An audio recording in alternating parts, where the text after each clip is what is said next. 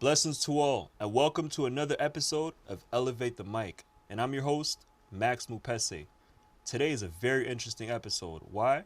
Because we have somebody I like to consider a visionary, an entrepreneur, a creative spirit, a hustler, and all of the above. This young man he's currently hosting two podcasts.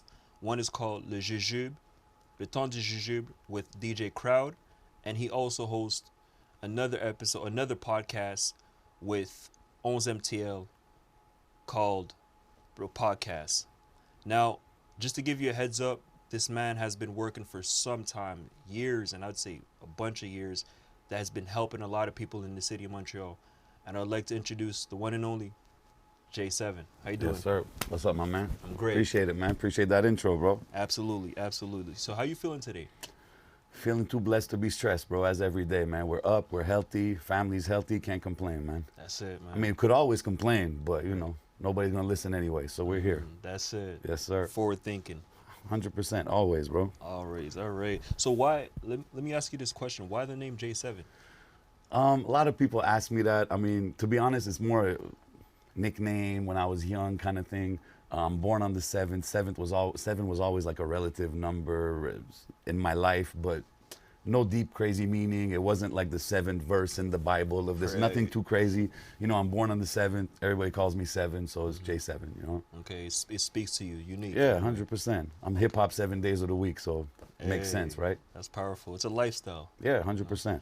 Now, 100%. you spent quite some time in the States, for the most part, if I'm not mistaken. You spent some time in Houston. Yeah. Did some music there, if I'm not Yep, mistaken. 100%. Shout out my Houston fam. Been a while, but yeah, Houston, Texas, Baton Rouge, Louisiana, all around that area. Okay, and how has that process helped you reinvent yourself as a creative or even an entrepreneur? I mean, that was more in my music making days. And to be honest, what it did is it opened my eyes that hip hop is a lot bigger than what we're used to here in Montreal, because we have close ties to New York and the East Coast and stuff like that.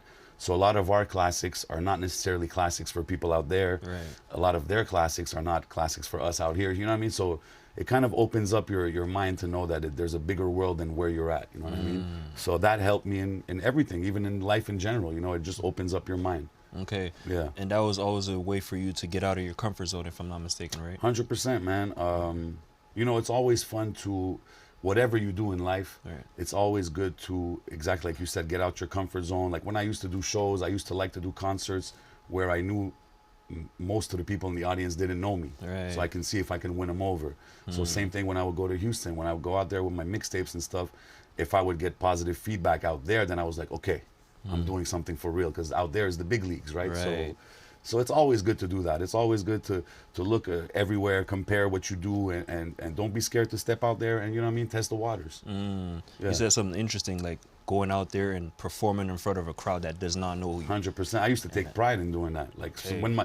because as an artist in the beginning, you always want your people to come and this and that, Right. but reality is there's life. People can't always show up, can't always support you. So after a while, I was like, you know what? I took pride in that. I would like to go like do a club soda that's jam packed and like I got 3 homies there, but besides that, so if the crowd's going crazy, it's like, okay, we really did what we got to do, Where I used to know a lot of artists that would do a lot of shows, but it was always in their area Right. with their people, and it's fun shows, but it doesn't give you a real, you know what I mean? It doesn't situate you really as to where you are as a performer. Right. Whereas if you go in front of people that don't know you, I feel like that gives you a real, it puts like the hand on the pulse, you know what I mean? For real. So that's the way I feel about it. Okay, and doing that, when you say that, anybody who's watching this for his first time and has I wouldn't say necessarily guts, but doesn't necessarily feel comfortable doing that in front of a crowd that does not know them, what would you say kept you going despite thinking, okay, the crowd may not know me, and how am I going to deal with criticism?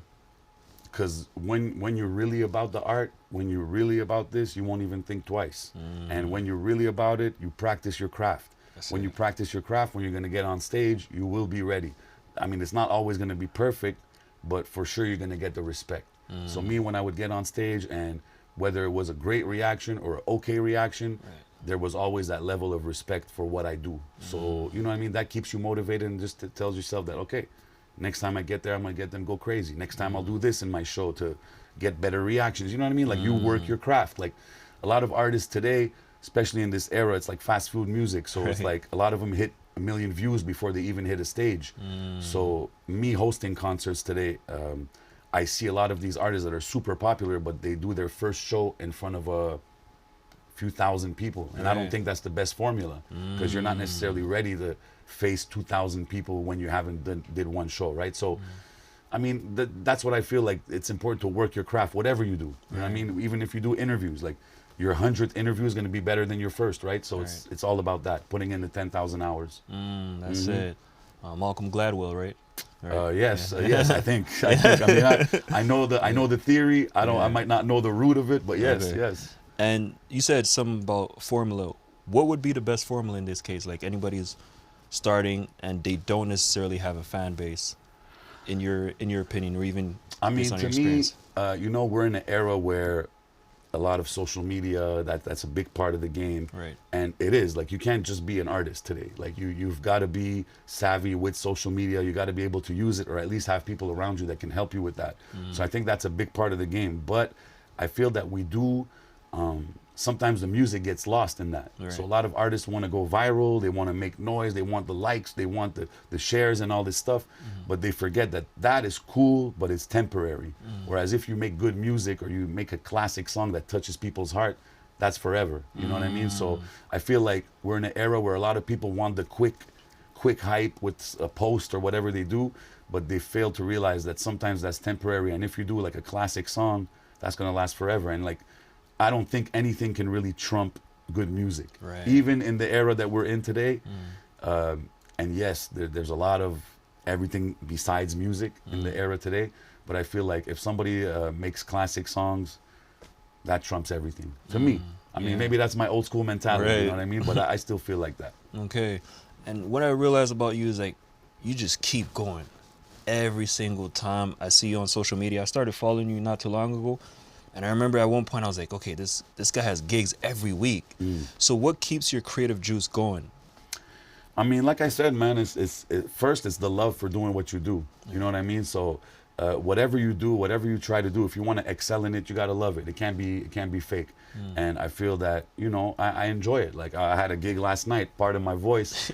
I had a gig last night. We're celebrating. It was going crazy, and like I have fun in my gigs. So a lot of people might tell me like, "Oh, you're always working. Yo, why you always working? Yo, take time for yourself, this and that." But when you love your work, it's important to take time for Right. yourself. I'm not saying you don't have to, but when you love what you do, it doesn't feel like work. So I go there, I have a good time, whether I'm working in the club with a DJ or hosting a concert or even podcasts or these kind of conversations. You know what I mean? I feel like all these things contribute to elevating the game, elevating the mic, should I say. And I feel like, I'm just trying to put my brick in this Montreal hip hop castle we're trying to build. You know what I mean? So I don't feel like we're anywhere near where we should be. So why should I stop? And at the end, I feel it's also lead by example. You know what I mean? Like, I'm saying all these things, like, youngins should do more shows and do all these kind of things. But if I'm sitting at home and just being a couch commentator, it doesn't have the same impact as if I'm really out there. So if these artists see me at shows, they see me doing podcasts, they see me doing these things, they'll be like, damn, he's not even an artist. I got to get my hustle on. You know what I mean? it. So I try to lead by example, bro. And you're doing it now. It's not like you just started. You've been doing it for years. Yeah, 100%. You've had a mixtape with Montreal Alouettes, if I'm not mistaken. 100%, yeah. Going back, man, yes. You hosted the Grand Prix of Montreal. That's huge. Yeah, that's something I'm really proud that I did, man. Yeah, because there was never an MC at the Grand Prix.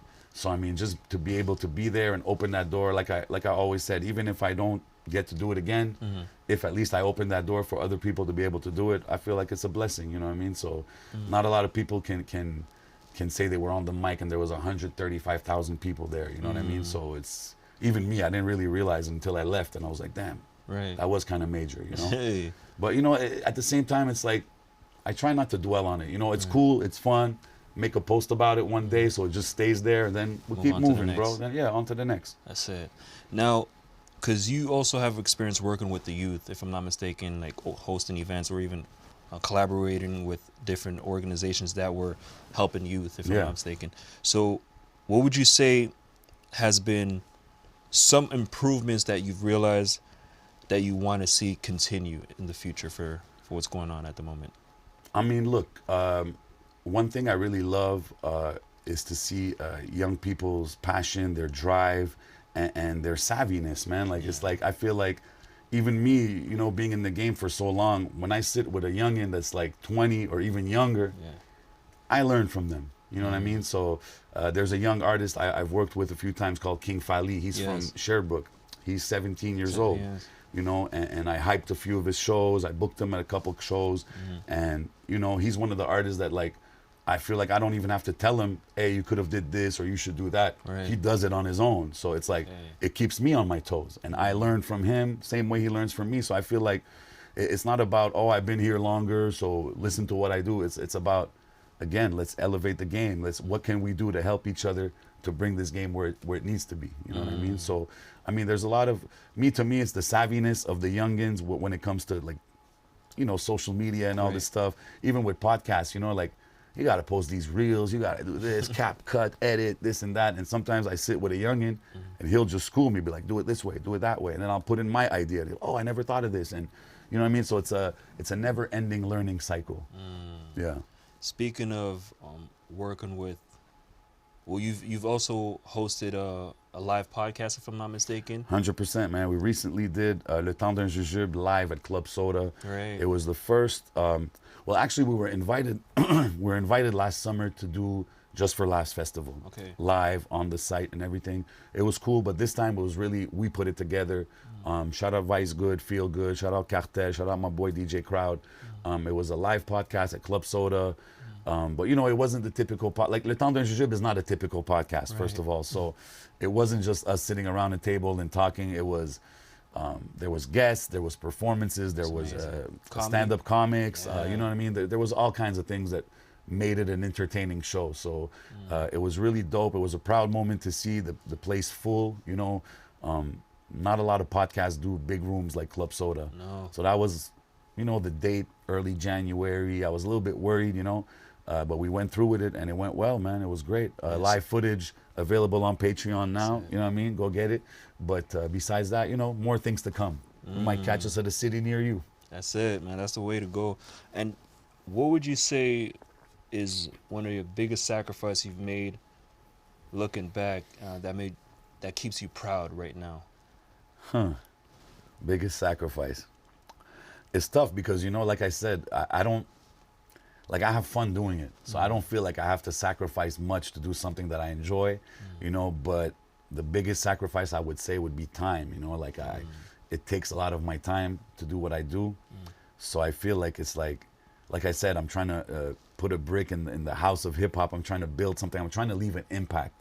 So sometimes when you want to leave an impact, whatever field you're in, you will have to sacrifice some things, especially time. So, you know, sometimes I would rather spend time with my mom or spend time with fam or whatever it is. But, you know, I'm on a mission, bro.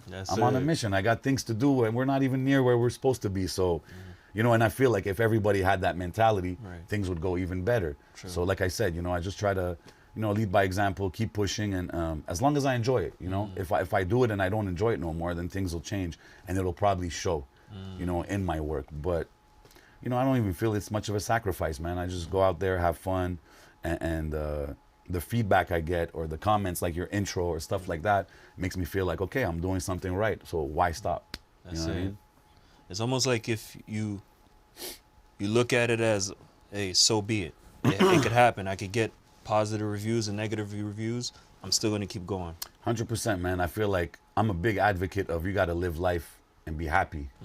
You know, don't worry about what society says you should be doing or where you should be at in life or, hey, don't you think you should do this or don't you think you should...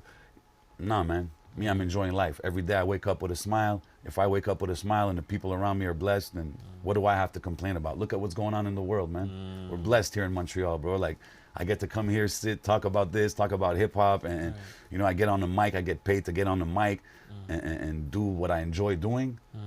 What do I have to complain about, bro? That's a great way of looking at it. Very easy to complain, bro. Very easy to complain. But you know, I'm Lebanese. My background is Lebanese. So you know, all my life my eyes were open to what's going on outside of our country, outside of Canada, right? So when I look and I see what's going on back home or around that area or anywhere for that matter, it's like a reality check, you know? So sometimes you're going to complain about little things, but then you always got to look at the big picture and be like, you know what, in the end, man, we're blessed. We're having fun. We're doing what we got. We're doing what we got to do, and we're having fun doing it. No sense in complaining, bro. Gratitude is the attitude. 100%. All day. That's great. All day, man. And what could people expect at one of your events? Because I see a lot of videos, and it's like it's a movie. People are enjoying themselves. Yeah, man. I mean, look, man. The base of being an MC is to move the crowd. You know, like so I feel like, you know, it started with rapping, but what I do now, I feel it's like the purest form of MCing, because when hip hop started, it was the DJ and the MC hyping the crowd. So that's what I'm doing now, and it wasn't by design. It wasn't something I planned. It just happened like that. But I enjoy doing it, and it's like, you know, being in front of a crowd of youngins that probably never knew I rapped, Right. never knew my history. They're just there to have a good time. So if I get them to turn up, Then that's it's different. like, I'm like, damn, okay, man, then let's go. And all these years of rapping or podcasting or whatever, being a student of the game, you just got to put it to use in 2024 and figure out how all that baggage that you've learned can be useful for you and for anybody watching, you know? So I just go out there and have fun, man. And I try to, you know, it's an energy thing. So it's like, if you're up there and you're upset or you're hating or you're this or you're that, people will feel it. Yeah. You know what I mean? But if you're out there genuinely to have a good time, to turn up, to play the music they want to hear and watch them have fun, it'll translate. You know what I mean? So sometimes it's like, that's the best pay you can get. I mean, yes, we do want to get paid when we work, you know what I mean? Slide in the DMs at J7 Official, you know. Keep it professional. Yeah, we got deals for everybody, you know, don't get it twisted. But the best pay is when I'm just randomly walking on the street and somebody's like, hey, you're the guy from Metro. Oh, shit, I seen you at the NLE Chopper show, all right? You know, and I'm not like, hey, man, it's J7. I don't care. It's just like, okay, nice. These people remember, oh, man, you threw me a gift. You gave me this thing. Oh, and it's like I said, like, our job, especially as an MC, as a host, is to create memories, create moments. You know what I mean? So anytime I get the chance to create some kind of moment and it's on video, for sure I want to share it and let the people see, you know what I mean? So that's pretty much how I see it, bro. Like, I don't look too deep into it. I don't study it too much. I just go out there and go, you know, let your energy speak. So far, so good. That's it, man. That's your way of giving back as well. 100%, bro. 100%. Like, I have some youngins that came up to me through the years that, hey, I want to do what you do. How'd you get there? What did you have to do? And sometimes it's hard for me to explain because it kind of just happened, right? But I always tell them, come with me. Come to one of my shows. At the live podcast, I had a youngin. Shout out my boy Jacob from Gatineau. That's good. Drives all the way from Gatineau just to be there. Now he's part of the crew on the podcast. He helps with social media. You know what I mean? So I try to stay open arms with everybody. Sometimes people criticize me like, you show too much love. Right. This guy just wants to come in and get in the club. Right. But in the end, it's like, it's all good. That's What do I lose? If he comes in and just wants to go turn up, cool, I'll know for next time. You know what you did. Yes, Your exactly. contribution. But at the end is I might open a door for a beast waiting to happen. You know what I mean? Because I remember when I was their age and I didn't have a J7 looking out for the youth. There was some OGs. Some of them showed love. Some of them not that much.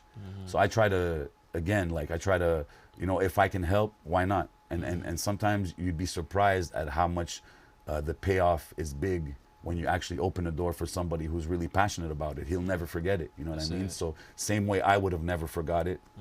I try to, you know, pass it forward. Is that the, you know? Pass the baton or yeah, exactly, that's man. it. Pay it forward. That's right. Yeah, that's what I try to do, man. So Offset recently had an interview with Ebro in the Morning. Shout outs to them.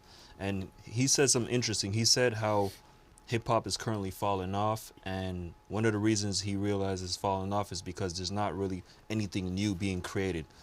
When you look at, obviously it's a culture, it also translates to what's happening in Montreal. What do you think about that? I agree, man. I think right now the Afrobeats wave is really the wave. Yes. Afrobeats, Amapiano. You can catch me every weekend at Club People, Friday, Saturdays. You know, those are the vibes. And I do feel that it's important to realize that, you know, again, in the social media age, you see somebody something work for somebody and you want to duplicate it or do the Right. same thing. And it's like, that could work, but it's going to be temporary. Again, if you make good music, that's forever. So I feel like a lot of people were in a lot of the copycat era, auto-tune in hip-hop, kind of like, like one of the things I really love about our era growing up was every artist we listened to had a vocal signature. You could tell who he was as soon as he got on the mic, whether it was DMX, whether it was Big Pun, whether it was Snoop Dogg, whether it was, you name it, right? Today with auto-tune, it's a little bit harder to detect who's who, what's what, and the same production vibes. So it's like, I feel like a lot of artists complain about, oh, the game's blackballing me, oh, they're not ready for me, and it's not that, bro. You just got to make better music. You just got to make music that's going to connect with people, and that's how you're going to get where you're supposed to get. So yes, I do feel there is a lack of originality, but there's still some super dope artists. It's just that you got to look a little deeper to find them, you know what I mean? That's it. But I feel like, yes, it's important to find your voice, find your path, and always stay passionate. Like, there's only one you. Yes. Don't try to be like somebody else. I was gonna say that because you have to add to your point, you have to speak to what speaks to you. 100%. Speaking to what's speaking to you, it's gonna speak to somebody Nobody else. has your story. That's it. Tell it. You know what I mean? Like, tell your story. Like, nobody has your story, and you'd be surprised to see how many people would relate to you if you just take off all that extra decoration you want to put on to look like this or like that. You know what I mean? Because it is hip hop, and a lot of people feel like pressure to, like, oh, I gotta at least have this, or, oh, man, I gotta have a chain before I can. And it's like, nah, man, like, just make good music, you know. And it's even when it comes to podcasts, like, I got a lot of artists that write me that, like, hey, man, so tell me, what do I got to do to get on your show? Right. And I'm like, but you don't have to do anything. You just have to do good music. And once your music hits our ears or makes noise in the city, we're going to reach out to you. So you don't have to reach out to us. But in the meantime, if you got something I could listen to, I'll give you a couple tips. And not saying that I'm the end all be all or I know everything you have to know, but if I can help with a little bit of advice, I'll do that. But as far as the show and stuff like that, I feel like, again, people are so used to, they want to go from 0 to 100 like this. Right. And it's like, it's not like that. There's a process. You got to make your music. You know, like I said, your 10th song is going to be better than your first 3. So keep producing your music before you even start putting it out. When you decide to put it out, realize that we're in an era of streaming and nothing lasts that long. So you can't put out a song and then sit on it 3 months. People will forget about you. So, like, have a game plan.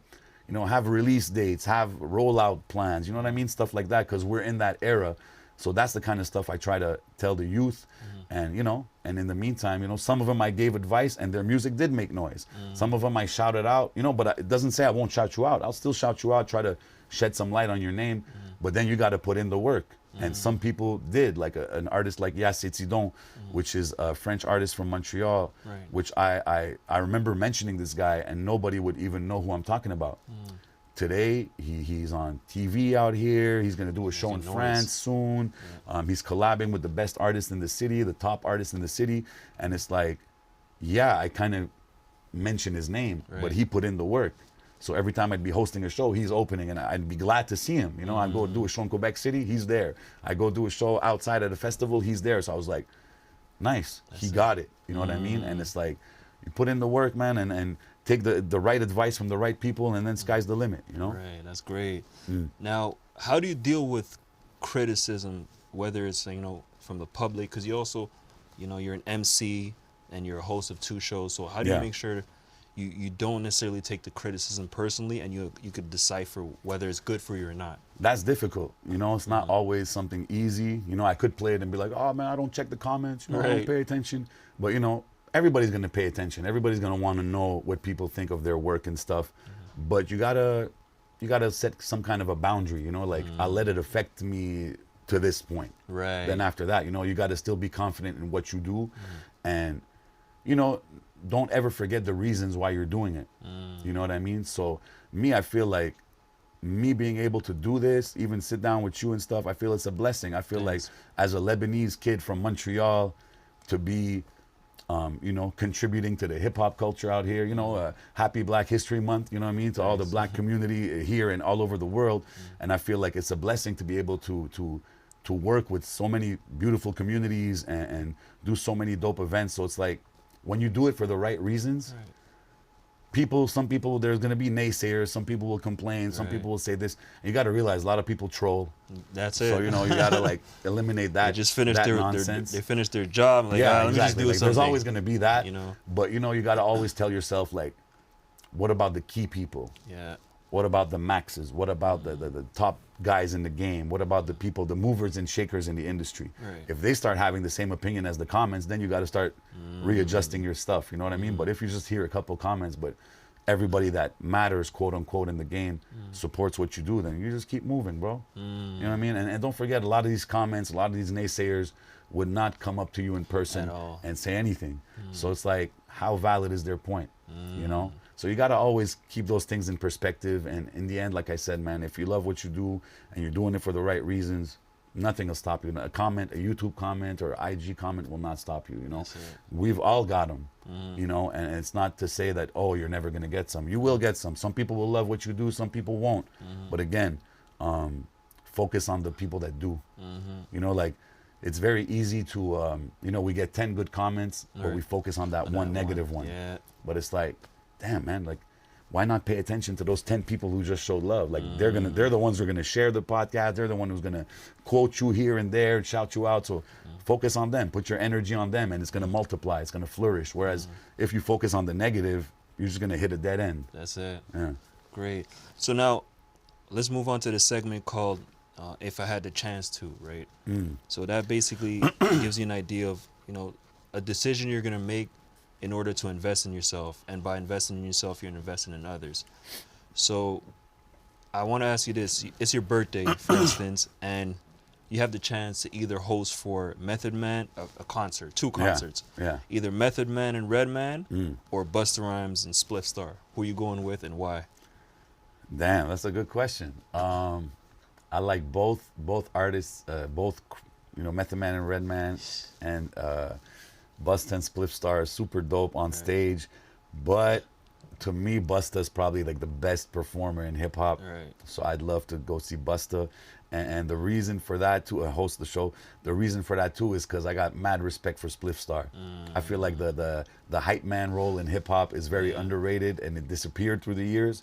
Spliff Star kept it alive, but I feel like when you go see an artist, but you see Method Man and Redman kind of do that with each other because they bounce off each other. Yes. But what I really respect about Spliff is that he put aside his rapping career. And he said, yo, I'm just going to dedicate myself to be Busta's hype man.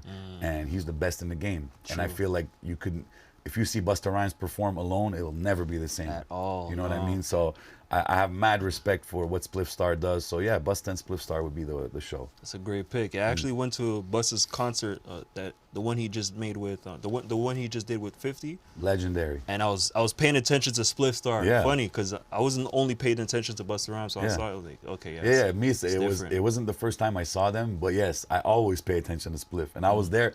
I was actually there with a couple of cats that are younger than me. Right. That might not know too much of Busta's music, and I was like, yo, pay Watch attention to the chemistry between these two, and their chemistry is magic. You know what I mean? And I feel like showmanship, bro. And it's like, again, we're talking about what brings you success when you do live shows and stuff like that. It's showmanship, man. The way they bounce off each other, the way they stop the music, the way they talk and interact with the crowd. You know what I mean? And I try to bring that kind of energy when I'm hosting a concert. You know what I mean? And I feel artists should bring that energy too to their stage. So yes, that's definitely somebody that, get your papers out and take notes and pay attention to what they do, because they haven't been in the game that long for no reason. You know what I mean? Powerful, yes. So let me ask you a few last questions. One of them would be, what would you like your legacy to be, and what do you want to leave behind for the next generation? Good question, man. Not something I think about too often, to be honest with you, because we're always in it. We're always in the mix. Yeah. But if people just know that, hey, man, when it comes to J7, he was really about it. He was genuine with it. He really cared about the culture. Me, it's culture over commerce all day. You know what I mean? You should trademark that. I heard that somewhere. Like, it's not. For real? Yeah. Somebody has that already? Yeah, culture over commerce. Actually, Narcy told me that. Big shout out to Narcy. Yeah, shout out to Narcy. He said that in one of our interviews. He's still teaching, right, sir? 100%, 100%. And I agree with that, because again, we're chasing the bread, and but that doesn't have an impact. You don't. When you leave Earth, you don't leave with your bread, but your legacy lasts, Right. and the impact you had on people lasts. That's why I try to stay open arms as much as I can with the next generation. I try not to be that bitter old MC. You know what I mean?